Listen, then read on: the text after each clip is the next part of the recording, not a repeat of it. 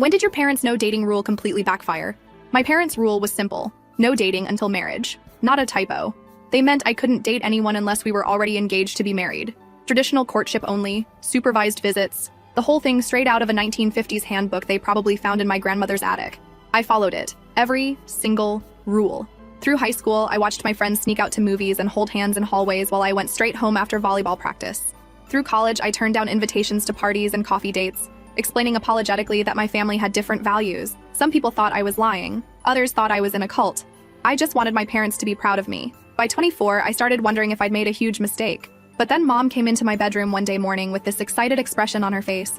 She told me she had someone she wanted me to meet. I started to protest, but Mom cut me off, explaining that his name was Timothy, from the Brianna family, the ones from Dad's church network. She went on about what wonderful people they were, how traditional their values were, and how Timothy had specifically asked about meeting me. I should have asked more questions. I should have demanded to know why a complete stranger was asking about me, but I was tired of being the only 24-year-old woman in my social circle who'd never even held hands with someone. I agreed to meet him. We met that Sunday after service. Timothy was handsome in a clean-cut, almost too perfect way. Dark hair, nice smile, good posture. He shook my hand formally and called my father, Sir. He told me it was wonderful to meet me, that my parents had told him so much about me. We sat in my parents' living room while Mom brought out coffee and cookies. Dad positioned himself in the armchair like a referee at a tennis match, watching our conversation bounce back and forth. When I asked what he did for work, Timothy explained he worked in finance, nothing too exciting. But then he said he'd been praying for a wife who shared his values, someone who understood the importance of family and faith. The word wife should have sent up red flags. We'd known each other for approximately 11 minutes, but my parents were beaming. Over the next 3 months, Timothy and I saw each other twice a week, always at my parents' house or his parents' house, always supervised. He wanted 4 children, I wanted 3. I told my best friend Melanie on the phone one night that I thought he was the one. You've never even been alone with him, she said. Don't you think you should actually date him first? I reminded her that wasn't how my family did things. Your family's way is insane. But when Timothy proposed after our 12th visit, down on one knee in my parents' living room with both sets of parents watching, I said yes. His mother hugged me and called me her daughter. We set the wedding date for 4 months away. Then I started noticing small things. The way Timothy always arrived exactly when he said he would, never early. The way he never suggested we bend the rules even slightly. Never asked to take a walk alone or have a real conversation without parents hovering. Mom dismissed my concerns when I mentioned it, insisting he was just respectful, that this was what I wanted in a husband. Timothy talked about his childhood a lot, but the details were always vague. I grew up in the Midwest rather than naming a specific city. My parents moved around for work instead of explaining what his father did. I mentioned it to Dad one evening while washing dishes, pointing out how Timothy never really talked about his past in detail, never said where exactly he'd grown up or what city. When he asked what I meant, I pressed him about the specifics. Where had Timothy grown up? What city exactly? Dad said quickly that Timothy had lived in different places, that his father had traveled for work. He set down the plate when I asked what kind of work. Kimberly, why are you asking all these questions? Timothy is a good man from a good family. That's what matters. I waited until my parents went to bed, then opened my laptop. I searched for Timothy's full name plus finance companies in our city. Nothing. I tried social media. His accounts were all private, except one profile with no photos, created 6 months ago. I called the church office the next morning, explaining I was marrying Timothy from the Brianna family network and wanted to confirm some details about his membership records for our wedding program. The secretary was quiet for a moment. The Brianna family doesn't have anyone named Timothy in their family, honey. I drove to my parents' house. Dad was alone in the garage. Who is Timothy really? I asked. Dad's face went white. He started to say my name, but I cut him off. Who is he? Dad sat down heavily on his workbench. He's your half-brother. My what? I had an affair 26 years ago, before you were born. Timothy's mother and I. It was a mistake. She moved away. I sent money. When Timothy reached out last year wanting to connect, I panicked. Your mother doesn't know. I thought if I could just... He looked up at me with desperate eyes. I thought if I could bring him into the family properly, through marriage to you, I could legitimize him without admitting the truth. You weren't supposed to find out. You were just supposed to follow the rules. I left without saying another word. I called Timothy, or whoever he actually was, and told him I knew everything. He started crying, saying he was sorry, that Dad had manipulated him too, promising him a place in the family if he went along with this insane plan. Update. Okay, so I know you're all waiting for this update, and honestly, I've been sitting here for the past 3 days trying to figure out how to even start explaining what happened after I posted. Because what I thought was the worst thing imaginable, turns out that was just the beginning of this absolute nightmare my life has become. So when I left Dad standing in that garage looking like his entire world was crumbling, I drove straight to Melanie's apartment. I didn't even remember the drive there. 1 minute I was pulling out of my parents' driveway, and the next I was sitting in her parking lot with my hands shaking so bad I could barely turn off the engine. Melanie took one look at my face when she opened the door and pulled me inside without saying anything. I told her everything. The whole twisted story about Dad's affair and Timothy being my half-brother and this absolutely insane plan to marry us off to legitimize him. Melanie just stared at me for a solid minute before she said, "What the actual fuck is wrong with your father?" Not even a question, just a statement. We were sitting on her couch and she kept getting up and pacing around her living room like she couldn't process what I was telling her. She asked if Mom knew, and when I said no, she stopped pacing and looked at me like I'd grown a second head. That's when my phone started going crazy. Group texts from the wedding planning chat Mom had created with me, her, and Timothy's supposed mother, who I now realized was probably his actual mother. Messages about cake tastings and flower arrangements and photographer schedules. Every notification made me want to throw my phone across the room. Melanie grabbed it from my hands and turned it face down on her coffee table. She said I needed to figure out what I was going to do, and I needed to do it fast because this wasn't going away. I knew I had to talk to Timothy again. Not over the phone this time where he could hide behind tears and excuses. I needed to see his face and figure out if he was really just another victim in Dad's sick plan, or if he'd been in on this the whole time. So I texted him and told him to meet me Thursday afternoon at the food court in Mall. Public place, lots of people around. Nowhere for either of us to make a scene. I was sitting at one of those tables near the Panda Express, and when he walked up, I didn't stand or hug him or do any of the things I would have done a week ago when I thought he was my fiancé. I just looked at him and waited. He sat down and immediately started talking about how sorry he was, how he never meant for any of this to happen, how Dad had promised him a family and a place to belong. I cut him off. I told him to start from the beginning and tell me everything. When did he find out Dad was his father? When did this plan start? And how the hell did he think marrying his own sister was going to work out? Timothy looked around like he was checking to see if anyone was listening. Then he leaned forward and started talking in this low voice. He said he'd known about Dad his whole life. His mother had told him when he was 12 that his father was married to someone else and had another family. She'd shown him pictures of Dad that she'd kept, told him his name, told him where he lived. Timothy grew up in Wisconsin watching from a distance as Dad built this perfect traditional family with Mom and me. I asked why he didn't just introduce himself like a normal person. Why this elaborate charade? Timothy said Dad panicked when he first contacted him. Dad sent him money at first, told him to stay away, said his life would be ruined if anyone found out about the affair. But Timothy kept pushing. He said he deserved to know his father, deserved to be part of the family. So Dad came up with this plan. According to Timothy, Dad had convinced him that if he could join the family the right way through marriage, it would be easier for everyone to accept. That once we were married and established, Dad would eventually reveal the truth, and everyone would be so used to Timothy being around that they'd just accept it. Timothy actually sat there and tried to tell me this made sense to him at the time. He said he was desperate for a father and a family, and he didn't think it through. I asked him when exactly he figured out I was his sister. Like, at what point in this insane plan did he realize he was being asked to marry his own half-sibling? Timothy looked down at his hands and admitted Dad had told him from the very beginning, before we even met. He'd known the entire time. I lost it. Right there in the middle of the food court, I lost it. I told him he was just as sick as Dad, that I didn't care how desperate he was for family, what kind of person agrees to marry their own sister. People were starting to stare, but I didn't care. Timothy tried to reach across the table like he was going to take my hand, and I yanked it back so fast I knocked over my cup of water. He started saying that he thought maybe we could just go through with the ceremony and then get it annulled quietly later, that Dad had convinced him this was the only way. That's when I realized Timothy wasn't some innocent victim. He was a grown man who had made a choice to go along with this because it benefited him. He wanted access to Dad, to the family, to whatever inheritance or legitimacy came with being acknowledged, and he was willing to destroy my life to get it. I stood up and told him to stay away from me, stay away from my family, and if he contacted me again, I'd tell everyone in Dad's church network exactly what he tried to do. I left him sitting there and walked out to my car. I was shaking so hard I had to sit in the parking lot for 20 minutes before I could drive. That's when Mom called. Perfect timing, right? She wanted to know where I was because Dad had been acting strange, and she needed help figuring out what was wrong with him. The guilt in her voice when she said she was worried about him made me want to scream. I drove to my parents' house because this had gone on long enough. Mom was in the kitchen making dinner when I walked in. Dad was in the living room, and when he saw me, his face went gray. I looked at Mom and told her we needed to talk. All three of us. Right now. Mom set down her cutting board and looked between me and Dad with this confused expression. She asked what was going on and why I sounded so serious. Dad started to say it was nothing, that we could talk about it later, but I spoke over him. I told Mom that Dad had something he needed to tell her, something he should have told her 26 years ago. The look on Dad's face was like I'd physically hit him. He kept shaking his head and saying we didn't need to do this now, that we should think about it first. Mom's expression changed from confused to suspicious, and she asked what he was talking about. I looked right at Dad and said, "Go ahead. Tell her about Timothy. Tell her who he really is." And that's when Dad did something I never expected. He turned to Mom and denied everything. He said I'd misunderstood, that Timothy was exactly who they'd said he was, from the Brianna family network. He looked at me like I was crazy and asked Mom if she'd noticed me acting strange lately, if maybe the wedding stress was getting to me. Mom's eyes were going back and forth between us, and she asked me what I was talking about. I pulled out my phone and played the voicemail Timothy had left me after our first confrontation. The one where he was crying and apologizing and saying Dad had manipulated him, where he said he was sorry for going along with the plan to marry his half-sister. I watched Mom's face as she listened to Timothy's voice saying the words half-sister and Dad's plan. Mom grabbed the counter. She asked Dad if this was true.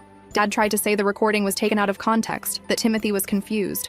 But Mom's voice got very quiet and very cold. She told him to stop lying to her. She asked him directly if he'd had an affair and if Timothy was his son. The silence in that kitchen felt like it lasted forever. Finally, Dad sat down at the table and admitted it. He told Mom about the affair 26 years ago, before I was born. He said it was a mistake, that the woman had moved away, that he'd sent money all these years.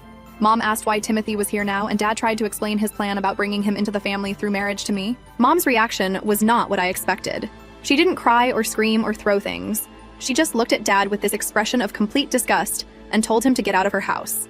Dad started to argue, and she repeated herself louder. She told him to pack a bag and leave and not come back until she said he could. She said she needed time to think and she couldn't do that with him in the same house. Dad looked at me like this was my fault, like I'd betrayed him by telling Mom. I stared right back at him and said he'd betrayed all of us first. He left the kitchen and went upstairs.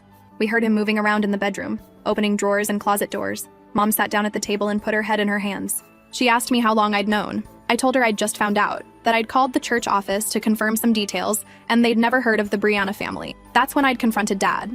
Mom said she'd been married to him for 27 years and never suspected anything. She asked if I'd met Timothy in person after finding out the truth, and I told her about the mall conversation. Mom wanted to know if Timothy had known from the beginning. When I told her yes, that Dad had told him before we ever met, she stood up and walked to the sink. She said something that surprised me. She said she'd always thought there was something off about Timothy. Something too practiced about the way he interacted with our family. She dismissed it as him being nervous, but now it made sense. Dad came back downstairs with a duffel bag. He tried one more time to explain himself, but Mom held up her hand. She told him she didn't want to hear it right now, that she needed space to process what he'd done. She said she'd contact him when she was ready to talk, and until then he should stay with his brother or find a hotel.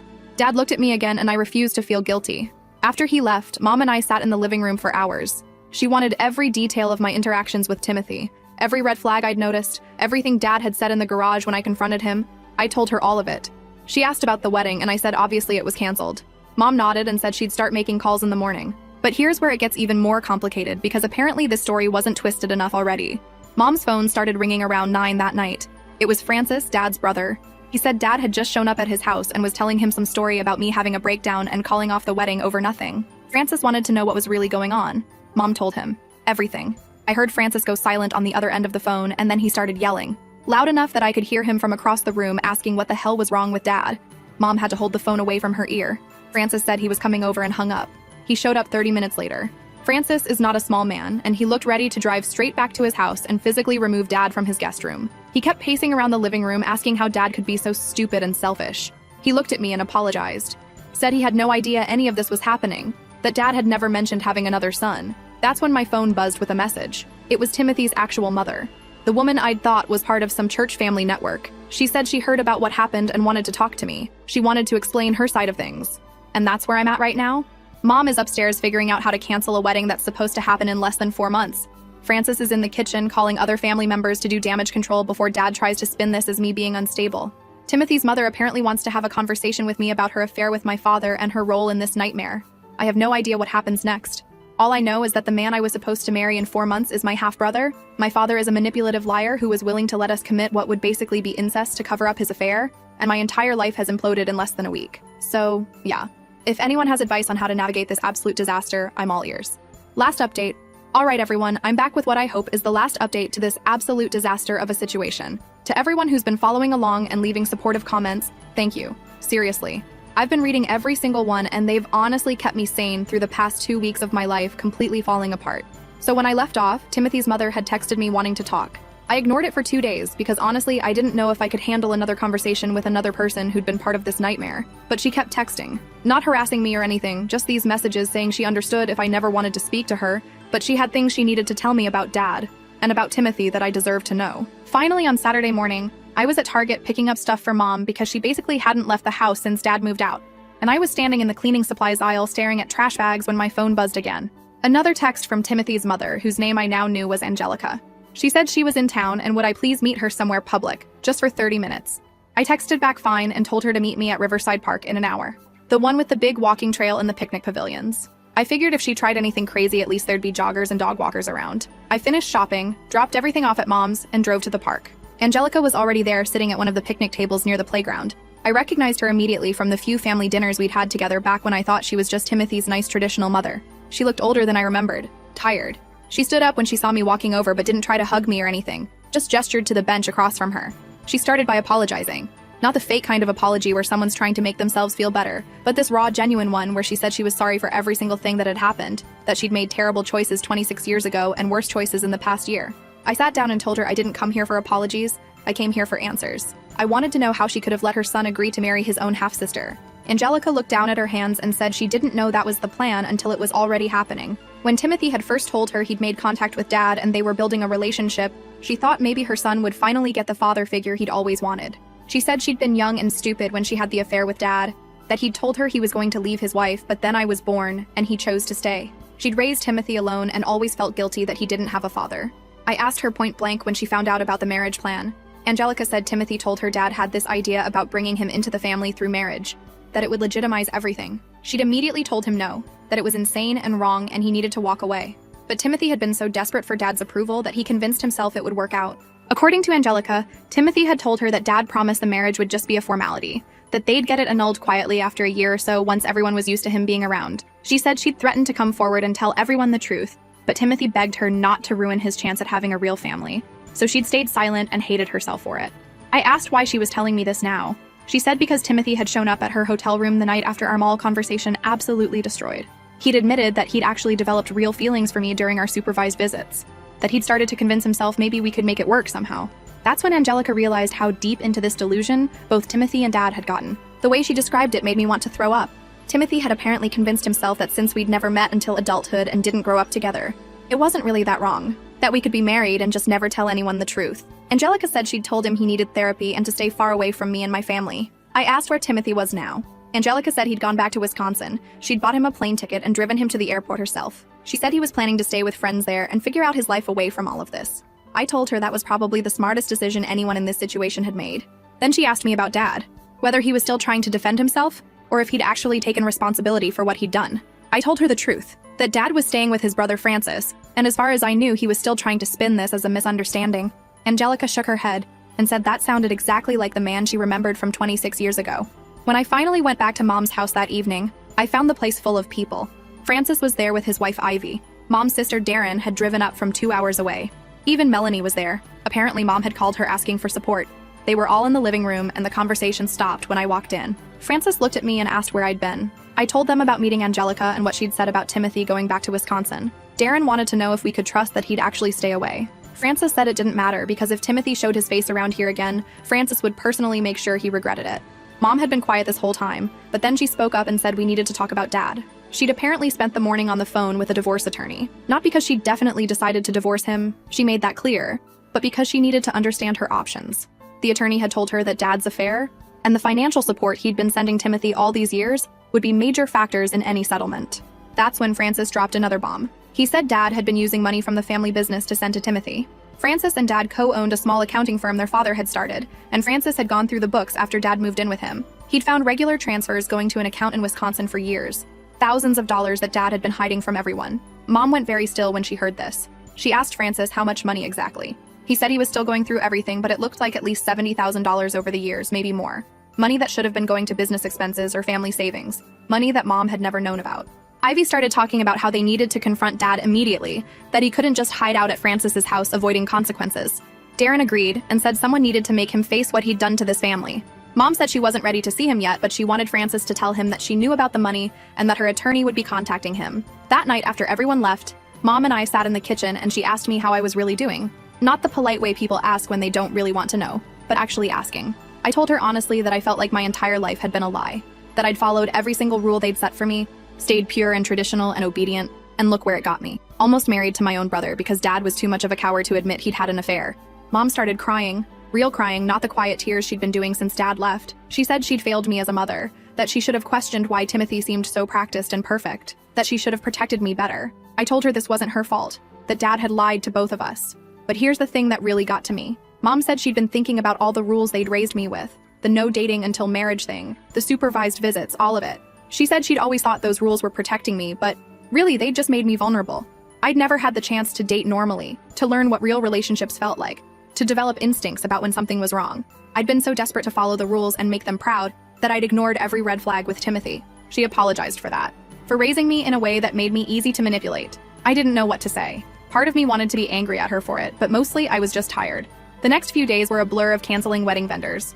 Mom and I divided up the list and started making calls. The venue was the worst because we'd already paid a non-refundable deposit of $3,000. The dress was the hardest part. I'd already had 2 fittings, and the final one was supposed to be next week. The bridal shop said they could resell it if it hadn't been altered too much, but we'd lose half of what we'd paid. I told Mom to sell it. I never wanted to see that dress again. During all of this, Dad kept trying to reach out.